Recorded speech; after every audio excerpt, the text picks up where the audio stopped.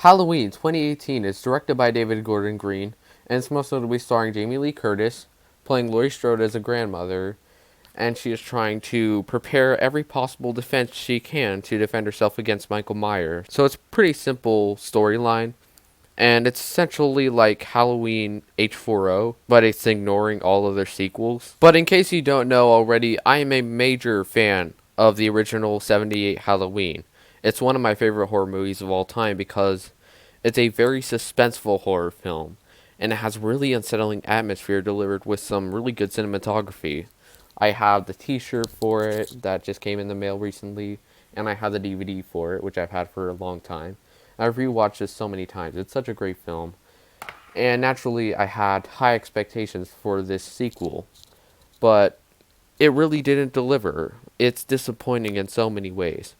But I will start off with some positives. This film has some excellent costume design. It's the best Michael Myers has looked since the original Halloween, honestly.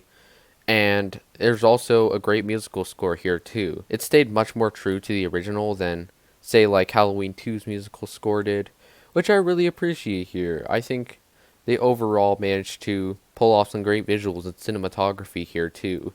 Not as great of an atmosphere as the original Halloween, but it's still up there. I really liked this. I loved Jamie Lee Curtis's performance as Laurie Strode here. I think this is one of her best performances within the Halloween franchise, because I really bought the trauma she was experiencing from 40 years ago and how she is so paranoid and preparing every possible defense she can to defend herself against Michael Myers, but also some of her broken relationships with her daughter and even her granddaughter. That aspect of the film was brilliant because you really do care for her character, especially if you saw the first Halloween and even the second one, even though this film is ignoring all of the sequels, as I said. But the big issue is that Laurie Strode doesn't actually get that much screen time. They try to dedicate most of this film to the teenagers here, particularly the granddaughter, and a big love triangle between her and two other dudes that she's friends with and everything. And it's just so irrelevant. It has nothing to do with the rest of the story,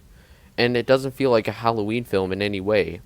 A majority of the second act just feels like a really bad teenage love story, and it's really frustrating. This film overall just feels really unstructured, and it's not well paced at all. Another major issue I have with this film is that there's a massive dump of exposition in the first act. A lot of the first act is just exposition with these investigative journalists, and they're interviewing Laurie Strode as a really dumb excuse to do an entire recap of the first Halloween. And one thing that was really great about Halloween 2 was that they didn't feel the need to go into a massive dump of exposition. They didn't feel the need to recap the entire first Halloween. All they did was just focus on going straight to the story and building suspense. But that can't be said here. They feel the need to go way too deep into exposition. Sure, it may make it work better as a standalone film, but from a pacing standpoint, it's not clever screenplay writing at all. They even had the nerve to re-explain and recap again how Michael Myers killed Judith in the opening scene of Halloween.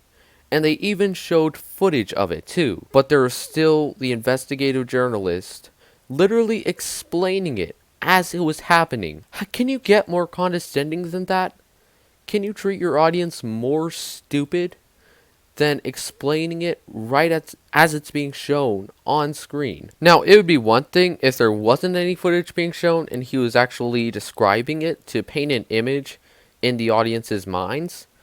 But no, they were actually showing footage and having the investigative journalist explaining it as it was happening. You cannot get more condescending than that. It's so maddening and unnecessary. A lot of these side characters are given so much screen time in this film, but they're literally just treated like plot devices to either explain things or to do something with the plot or with one of the characters. But that's it. They're not treated like real characters.